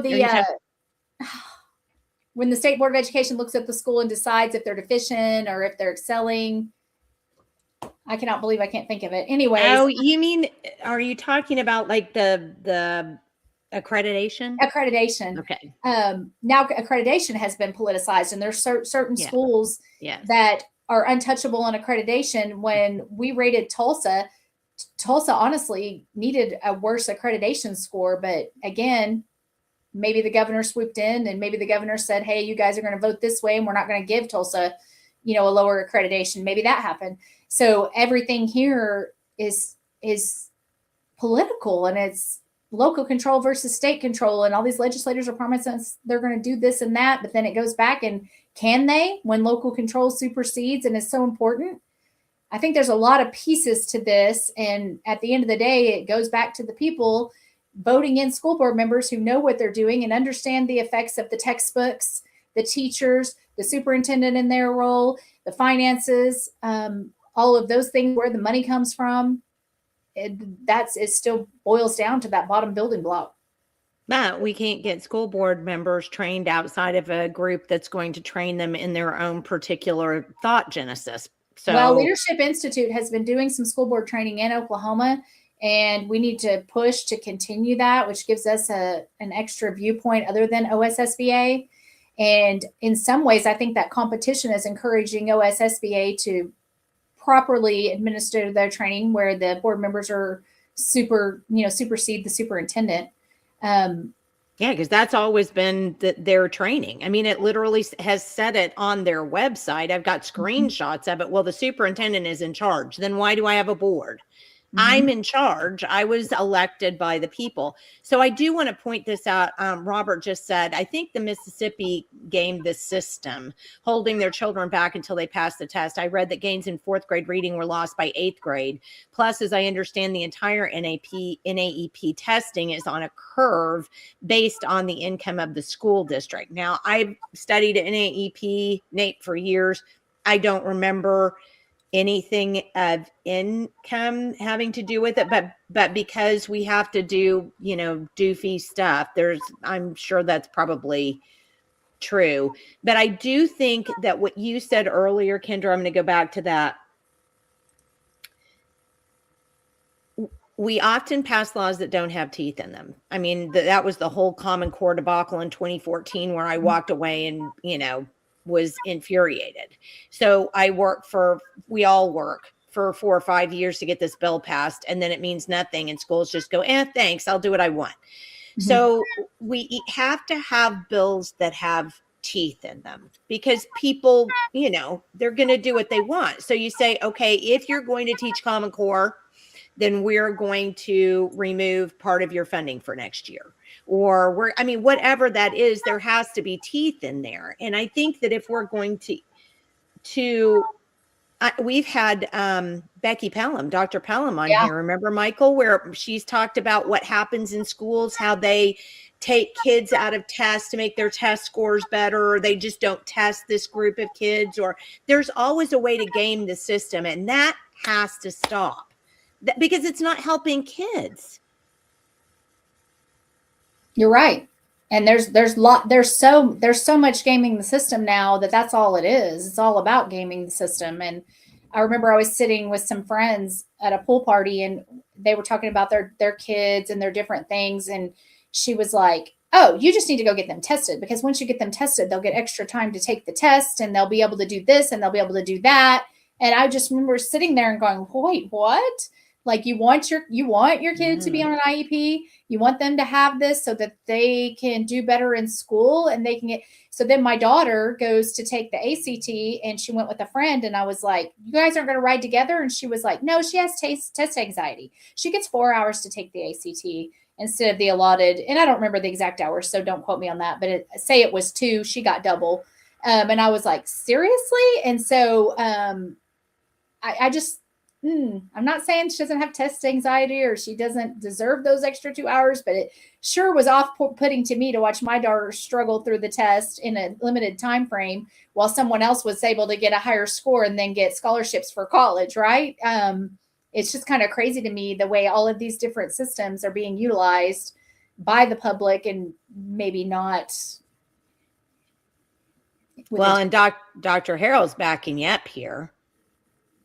But then too, Sandy, we've talked about this a lot. Just you and I even have talked about this. IEPs are actually the government is paying people for IEPs. So school district gets more money. Yeah.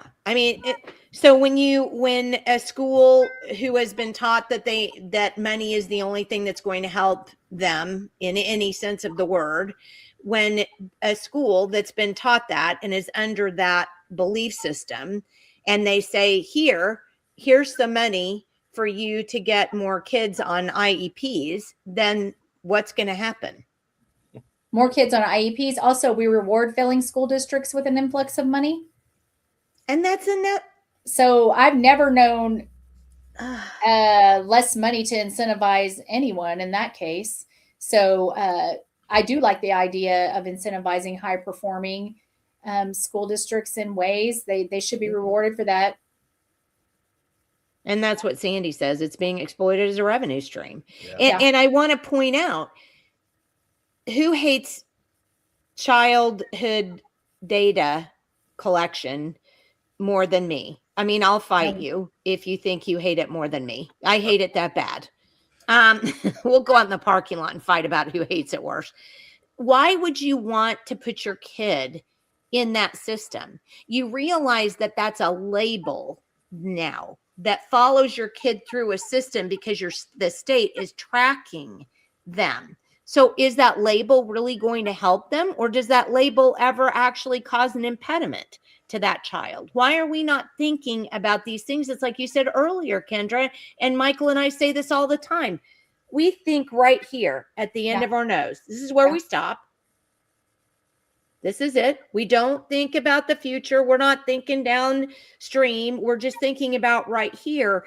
And parents have got to realize that an IEP isn't necessarily the best thing for your child. What might be the best thing for your child is a more conducive learning environment, maybe some extra help, maybe getting them off screens, maybe focusing their energies in other place. There are all these things to do, but it's kind of like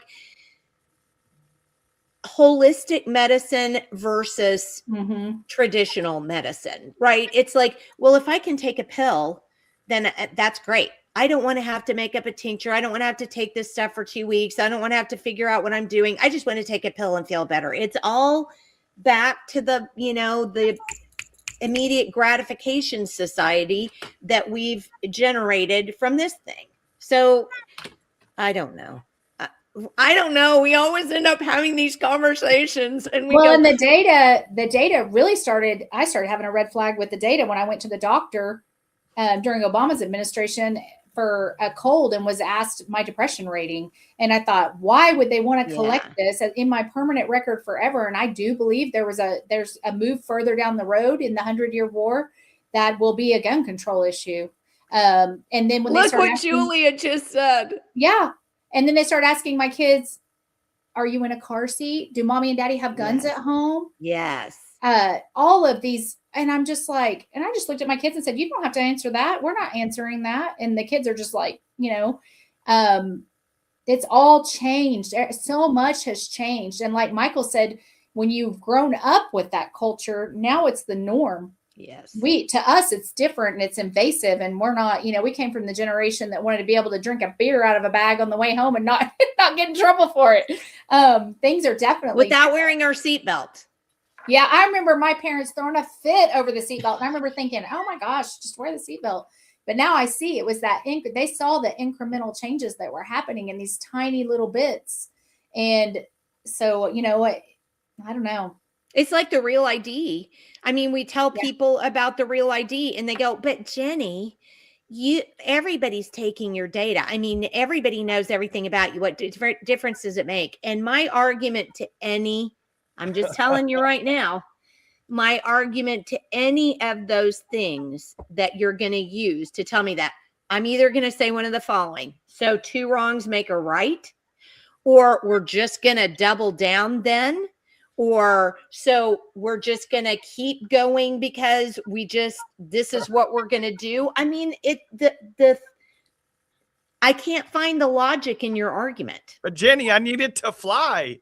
If I'm going to fly, I need that Real ID. But you don't. Well, and kudos to Kendall Sacchieri, Senator Sacchieri, for standing up to these things. And we've got, that's the other thing with legislators. Don't forget to tell them when they're doing it well and they're doing it right and they're doing such a great job. We are quick to hop on that phone when they're not. But when they are, I think that at the end of session, we should all collectively be like, okay, who really performed well and did some things we liked, and let them know, because being in office, running for office is lonely. Have you seen the People's Audit by Jason Murphy in the Oklahoma State Capitol? I think that's a great way to do something like that and give kudos to the people who are really, up there working. So look at this, Kendall. Did you know this? There are no special ed teachers. IEP students are being mainstreamed. The student number is going up and the teachers trained to help. Oh, yes. And also they're not getting what they're promised under the IEP a lot of times because the district takes the money but doesn't spend the money. There's been a lot of complaining. I got a lot of complaints about that when I was on the board, about that money not being spent properly. And we did have a great guy over special education at the Department of Education, but Fields let him go. And he was doing a great job at holding schools accountable on those things. But it is a grift. The education system is a grift. There's a lot of money to be made by outside consultants, buddies, friends of whomever. There's it's a great place to be. Well, and for those of you who are on, I hope you'll come back at 1:00 this afternoon, because Katie Smith with V1SUT is going to be on at 1, and we're going to do a special about just what you kind of referred to a second ago, Kendra. How have things changed in that department since Ryan Walters left? And what about Lindell Fields, and what is he doing, and what is going on there? And I think it's a very eye-opening and very sad for those of us who voted for Ryan Walters and voted for change in that department. It's going to be a very sad, very frustrating podcast, but you should join us. Katie always comes with the receipts. She doesn't just make stuff up off the top of her head. So join us again at 1 so that you can listen to what Katie has to say. Yeah, Katie she gets the whole animal. understands all the ins and outs. She's done all the research back to where it started and what's happening. I have been so impressed by her. Oh, she never doesn't bring the receipts. I'm writing myself a note about getting Dr. Harrell on to talk about ICAP. So just know, Sandy, I'm calling you here after we get, because I've written myself a note. Well, Kendra, because we're at 1:48 now, let's kind of wind up. If you had to tell all of the people watching, a huge significant number now, what would you tell them about this legislative session and about education legislation? Well, I think that we really want to pay attention to what's being proposed. I don't know that we need new laws if they're not going to do anything different, or if there's not going to be a different accountability. When House Bill 1776 was put in, it was put in a very specific way to ensure that it wasn't just one of those slap on the wrist type bills. And I would like to see that with every law. It should have rules, teeth, something to hold people accountable to it. As our society degrades from a constitution that was made for a moral and upstanding people, unfortunately, laws don't mean what they used to. And so I'd hope that we spend our time well and wisely before initiating any new laws. Some of them are really the strengthened literacy intervention. I see several of those. I'm all about that, but we've been doing that. We've been asking for that. We allocated more money last session to that. Maybe there's something different that needs to be done. But more importantly, school board elections are in February and April across the state. Find out who your candidates are. They are jungle primary type elections, nonpartisan. So you're going to have to dig deep. Look for the words like equitable, all these keywords, trigger words that we now know that lead to a certain outcome. Encourage people. It's filing was in December, so whoever's there is there now. They're not changing. You're not gonna be able to get anyone new to run. So a lot of times you're just going to be voting for the least, the lesser of two evils. Lesser of two evils. There's the phrase. I lost it. And so get involved in those, and your city council races. Also, same thing. Let's make sure that we're getting people into those offices who are responsible and listening to the people, because those are the other big way they're changing things at the municipal level with all of these 30-minute towns and crazy things that they're doing. So be involved. And there are people like Jenni, Michael, myself, Dana Mooney, all these people who research these bills, Jason Murphy, that you can reach out to if you have any questions. They're happy to help you, but let's just ensure that we've got the people representing us that should be, and we're on top of things. Julia says there's nothing on the actual SB 224 for 2026. Oh, so they're going to stick the language in another bill. So that's another thing that we're really going to have to watch and read bills. But to follow up on what you said as we get out of here today, Kendra. So you and I took on this job of trying to create a Liberty, Oklahoma conference. Yes. And part of the reason why was to teach people how to read a bill, how to get involved, hook them up with organizations that they might be able to work with if they don't really kind of have an organization now. I mean, do you have any exciting things you can tell people about the conference that you're excited about? Oh, I'm so excited about this conference. We are going to have some of these legislators that we've mentioned that are doing the work and doing the will of the people and doing such a great job, be able to meet with them one-on-one, understand the processes and how to fight for liberty in the proper ways. We are going to be at Oklahoma's new resort, Okana. So if your husband and kid or kids want to come, there's 2 swim tickets for them if they don't wish to enjoy the conference. I know my husband is not in politics whatsoever, so he hunts, I politic, and it's a fair agreement. You're going to enjoy some world-class food. Okana is known to be a foodie resort, and so we have put some things on the menu that you're not going to want to miss. So you're in your ticket, your food will be included, and it's just a great atmosphere and a great time with like-minded people to enjoy learning together. We'll be learning from you as much as you're learning from us, hopefully. And I just really encourage you to come to this. A great way to spend a cold February day inside a warm water park environment and hanging out. So I'd love to see everyone there. Well, me too. And I'm excited about it too. And I just love working with you. You're just a dream. And I do so appreciate you being on today.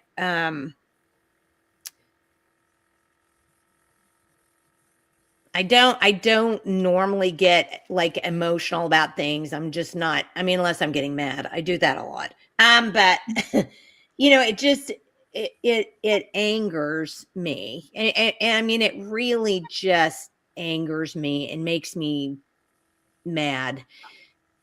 You were an excellent resource on that board, Kendra. You are one of the smartest people I know. You're one of the most articulate people I know. You are one of the most commonsensical people I know. And I want people to understand that Governor Stitt and this administration are not for we the people, because if they were, you would still be in there and you would actually be helping other people to do better like you were before. So there's never, I mean, I get mad about government in a lot of ways, but I think you're the personification of what happens to people that really want to do a great job and are really for the people. They just get shoved out. Well, and my take on that is I serve where the Lord asks me to serve. And so Governor Stitt doesn't decide my fate or my future. I'm still able to serve in a lot of ways, and even more so in some ways, because now I can speak out more.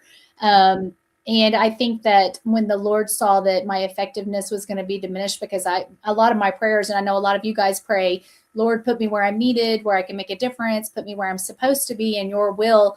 And so he decided that at that point, it was time for me to move on. And so that's really been the piece that's helped me come to grips with that. Yes, I was sad. I mean, I sat on the phone with you, Jenni, and cried like a baby, but it really is about something bigger than all of us and something God-given. And I was blessed for the time and the education I got while I served, and I'll treasure it. But yeah, we go just another reason. Yeah, I mean, you're just so awesome. I mean, well, that didn't help me. That didn't make me feel better. Sorry. I know I'm making myself sad now. Sorry, guys. No, but I do think, because I agree with everything you're saying and I understand, and it's such a mature attitude. But I do think that people wonder why government isn't responsive. And I think it's because they don't want it to be. No. And they'll do everything they can to get good people out. And I think that is something that people have to understand, because you and I and Michael, we've all talked to people who don't understand what the issues are. And I think it's important for people to understand that this is an uphill battle to get our government back. Yeah. And we've got to elect people who know what the scheme is and know what the game is. And we need to get people in there who are going to say, you can't just keep doing this. It's government of the people, by the people, for the people, not of, by, and for special interests, right. or nonprofits, or whatever it is we're going to, steal people's money to give away to. So I just think it's so important that we remember that it is an uphill battle, and people have to get involved, because the only way we're going to make anything better is by we, the people, taking it over. And that's going to take effort and stick to itness. Grit. So grit. Yeah. All right, Kendra, love you. You're awesome. Love I will talk to you again soon. I think this week. Thank you. You're welcome. Thank you for having me on, Jenni. Well, good to see you, Michael. Yes, ma'am. Thanks for staying in touch with us, and we will talk to you soon. Okay, bye. I just I accidentally threw Michael out. See ya. You're See out ya. here. We want to You know be what? ya. One of the travesties with Kendra was not just good. She was so qualified. She's probably one of the most qualified people to ever sit on that board, from her accounting background to her business acumen. Just everything that As a encompassed that parent. seat, Kendra was probably one of the best candidates ever to sit in that seat. Yeah, and I know it kind of makes her uncomfortable when I do that, and I don't mean for it to, but I again, I'll just reiterate what I said. We're in the spot we are because people have taken over our jobs. Yeah. I mean, and that's why I'm running. I mean, I'm running because I want to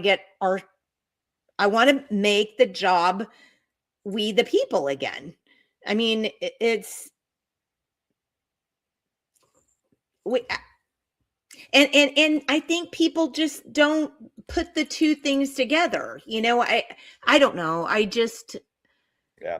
I think Well, more people are catching on, but we've got to keep impressing upon people that if we don't activate, if we don't realize that they don't want good people up there, if people don't realize that it's our government, but we have to get it back to make it work for us, then, we're not going to get anywhere. And 2026 is a big election cycle. yeah.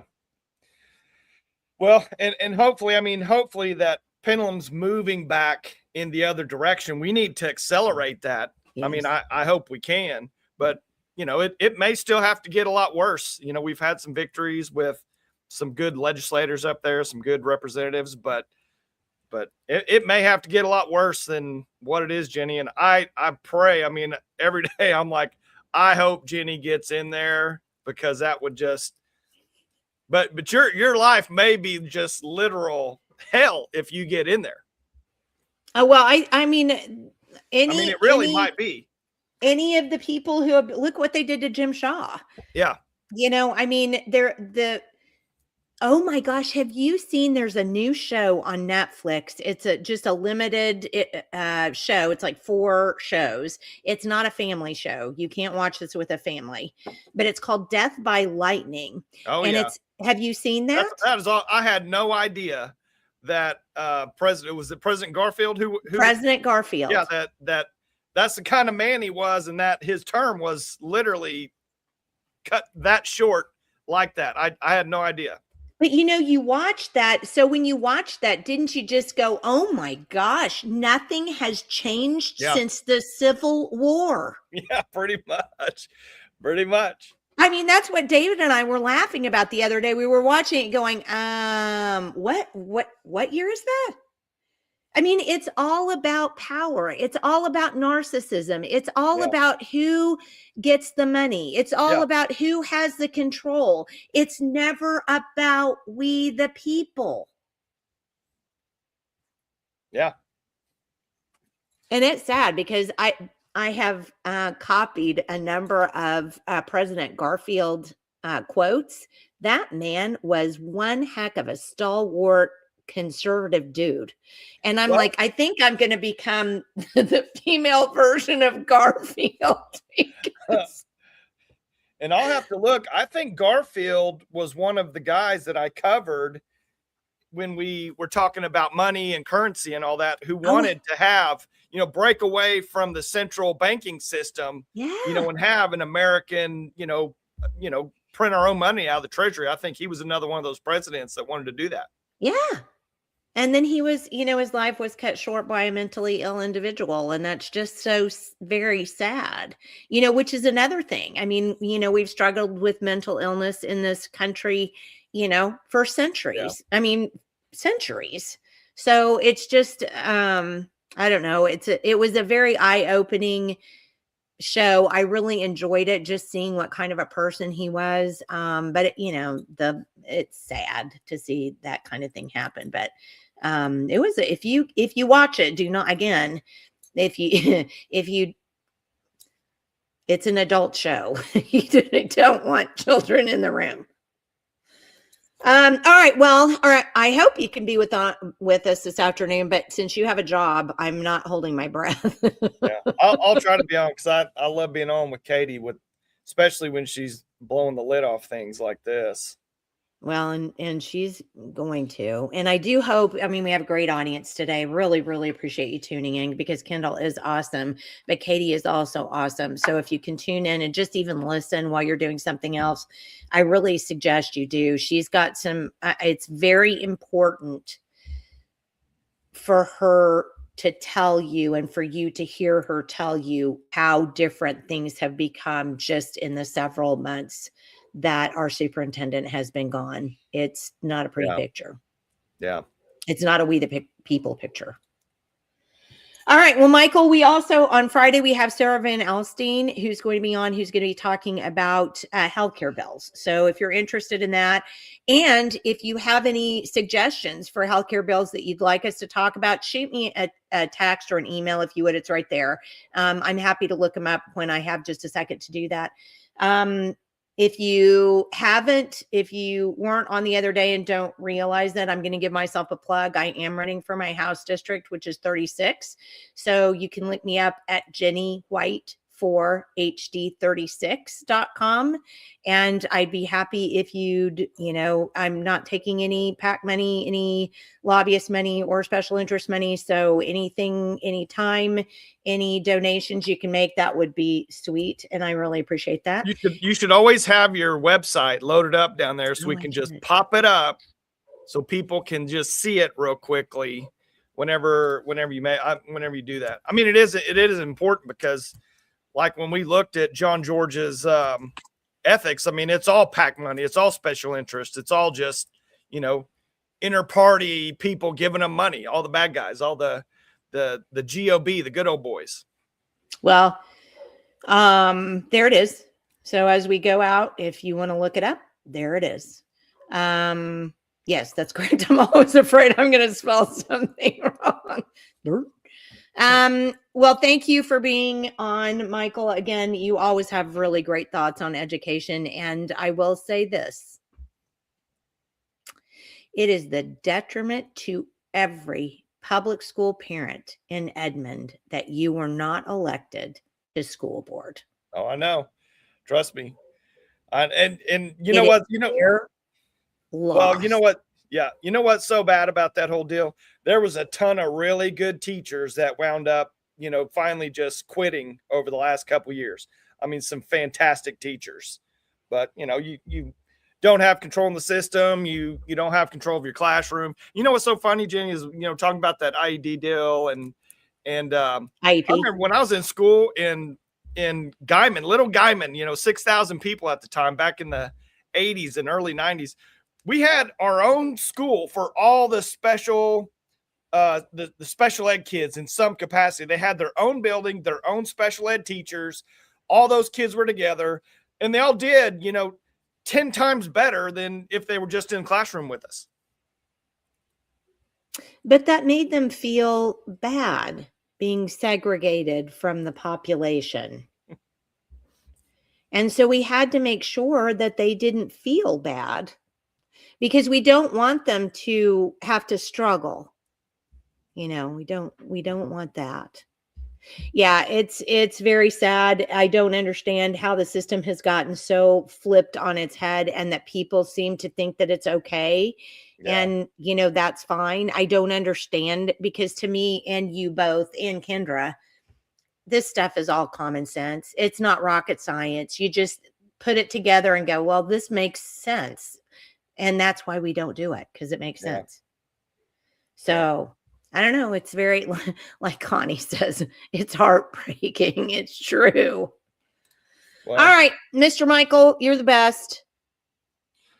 You are the best. And so glad to have Kendra on. We'll be back again at 1:00 with Katie, and we'll see you again on Friday with Sarah Van Alstein and healthcare bills. And I guess until when? We'll see you then. Well, yeah, and there's still a lot of people on here. So anybody that wants more from Kendra, gotta go register at O'Connor. Oh, yes. Register at Liberty, the Liberty Conference. Yes, Liberty, Oklahoma. I'll put that one up too. LibertyOklahoma.org. I think it's and you've got the list of speakers and everything on that website, don't you? It's LibertyOklahoma.org. I have so many of them in my head.